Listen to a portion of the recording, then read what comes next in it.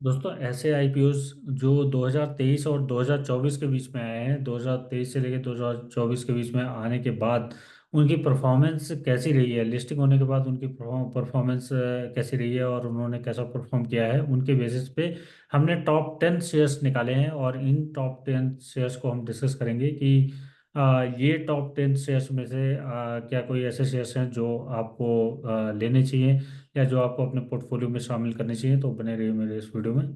आज के हम इस वीडियो में ये डिस्कस करने जा रहे हैं।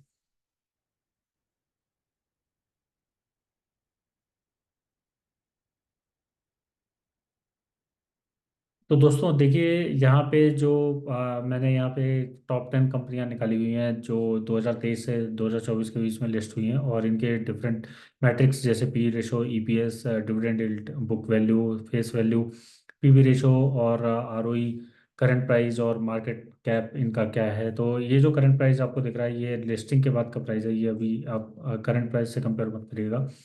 तो देखिए, टाटा टेक्नोलॉजीज जिसका कि मार्केट कैप 27,000 करोड़ रुपए का और 39.75 का पी। लेकिन यहाँ पे आप पीपीएस भी देख रहे हैं, अर्निंग पर शेयर। ये अर्निंग पर शेयर तो ठीक है इसके कंपैरिजन में जितनी कंपनियां हैं। और वहाँ पे पी रेशो लेकिन इसका काफ़ी महंगा है। यहाँ पे 40 पी रेशो के आसपास ये वो था, लेकिन आपको अभी तो ये अभी अगर इसका प्राइस आई थिंक इससे कम है तो पी रेशो में भी कुछ कमी आई होगी। लेकिन यहाँ पे टाटा टेक्नोलॉजी एक अच्छा चॉइस हो सकता है आपको अपने पोर्टफोलियो में शामिल करने के लिए। और उसके बाद आइडिया फोर्ज आती है। आइडिया फोर्ज की 28 पी रेशो के साथ ये लिस्ट हुआ था, और 45 का ईपीएस है, और जहाँ पे 1295 रुपये का प्राइस था। तो आइडिया फोर्स भी एक बेहतरीन चॉइस हो सकती है। ये दोनों कंपनियां एक अच्छी कंपनियां साबित हो सकती हैं आपको अपने पोर्टफोलियो में शामिल करने के लिए। उसके बाद आता है उत्कर्ष फाइनेंस स्मॉल बैंक जो है वो 14 का इसका पी रेशो है, और यहाँ पे 4 का ईपीएस है। लेकिन इसका डिविडेंड यील्ड नहीं है। तो डिविडेंड यील्ड के हिसाब से अगर आप चूज कर रहे हैं तो आप टाटा टेक्नोलॉजी को प्रायोरिटी दे सकते हैं, या फिर इरेडा को आप प्रायोरिटी दे सकते हैं। इरेडा में काफ़ी अच्छा डिविडेंड यील्ड है, वहाँ पे 1.34 का भी दिख रहा था। तो इसका डिविडेंड आपको गोइंग फॉरवर्ड काफ़ी अच्छा दिख सकता है।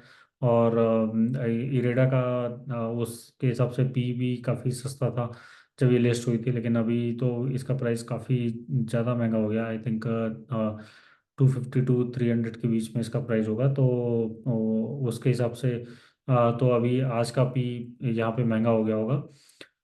ईपीएस भी इसका 5.2। लेकिन उसके हिसाब से ईपीएस, अगर प्राइस के हिसाब से ईपीएस हम देखें तो ठीक ठीक है, लेकिन बहुत अच्छा नहीं कह सकते। तो यहाँ पे बुक वैल्यू भी आपको 75 रुपीज़ की मिलती है। तो ये सब वैल्यूज़ देखते हुए, और इसमें आप ये देखिए कि पीबी रेशो किसी का भी 1 से कम नहीं है। अगर आप यहाँ पे पीबी रेशो की हम बात करें तो पीबी रेशो टाटा टेक्नोलॉजी का जो है काफ़ी वो ज़्यादा है, जो कि ये इंडिकेट करता है कि ये ओवर वैल्यूड स्टॉक है। और वहीं पे आइडिया फोर्स तो बहुत आइडिया फोर्स भी ओवर वैल्यूड स्टॉक है, जिसका काफ़ी ज़्यादा पीबी रेशो है।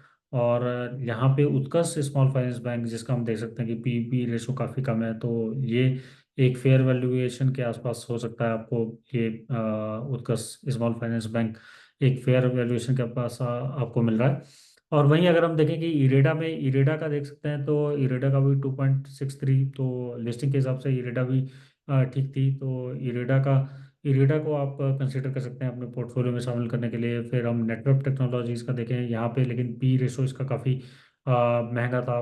वहाँ से पी रेशो इसका काफ़ी कॉस्टली यहाँ पे दिखता है। और वहीं पे ईपीएस हम देखें तो 25.2 के आसपास। तो नेटवर्क टेक्नोलॉजी भी एक अच्छा चॉइस हो सकता है पोर्टफोलियो में शामिल करने के लिए। और जिसका लेकिन पीवी रेशो अगेन ये ओवर वैल्यूड स्टॉक है। तो जिसका रिटर्न ऑन इक्विटी भी 21 है। तो आई थिंक नेटवर्क टेक्नोलॉजी अगर रिटर्न ऑन इक्विटी के हिसाब से देखें तो ये एक काफ़ी अच्छा चॉइस हो सकता है, ये और डॉम्स टेक्नोलॉजीज। तो नेटवेव, डॉम्स और इरेडा ये भी तीनों मतलब अच्छे चॉइस हो सकते हैं।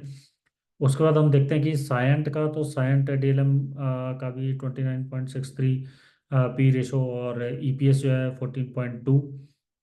अर्निंग पर शेयर इसका उस हिसाब से तो काफ़ी अच्छा है।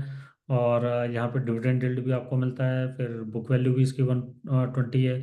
और यहाँ पे पीबी रेशो आपको 3.47, पीबी रेशो तो सभी के ज़्यादा हैं, तो उस हिसाब से साइन डीएलएम, अगर आप पीबी रेशो को इग्नोर करें तो ये जो है साइन डीएलएम काफ़ी अच्छा चॉइस हो सकता है आपके लिए। फिर यहाँ पे गंधार ऑयल, इसका 16 पी रेशो, और फिर ईपीएस भी इसका 12 के आसपास, और डिविडेंड यील्ड इसमें 2 की है। तो अगर हम डिविडेंड यील्ड की बात करें तो गंधार ऑयल में सबसे बेटर है। तो गंधार ऑयल जो है वो 2 के हिसाब से, और यहाँ पे अगर हम देखें आरओई, रिटर्न ऑन इक्विटी, इसका 15 है, और पीवी वैल्यू, पीवी रेशो जो है वो 3 है। तो दोस्तों, अगर जितनी हमने कंपनियां हमने देखी हैं उसमें एक अगर अच्छी चॉइस, अगर आप ओवर वैल्यूएशन की अगर आपको चिंता नहीं है, तो फिर टाटा टेक्नोलॉजी, आइडिया फोर्ज, और तीसरी कंपनी जो है वो इन इरेडा हो सकती है। तो Tata technology, idea forge, IREDA, और फिर नेटवर्क टेक्नोलॉजी भी अच्छी कंपनी साबित हो सकती है, फिर डॉम्स, और उसके बाद सैन डीएलएम। तो ये मेरी चॉइस की कंपनियां हैं। गंधार ऑयल हो सकती है, अगर आपको डिविडेंड यील्ड पसंद है तो गंधार ऑयल आपको अपने पोर्टफोलियो में शामिल कर सकते हैं। तो ये कंपनियां जो है वो आप 2023 से 2024 के बीच में जो कंपनियां लिस्ट हुई हैं उनमें से मुझे अच्छी कंपनियां लगती हैं। तो इन कंपनियों को आप अपने पोर्टफोलियो में शामिल करने के लिए दे सकते हैं, अगर आपने अभी तक कोई खरीदारी नहीं की है तो मैं ऐसा करता हूँ कि आपको आज का ये वीडियो पसंद आया होगा। इस वीडियो में इतना ही, और इंटरेस्टिंग वीडियोज आपके लिए आते रहेंगे। तब तक के लिए धन्यवाद।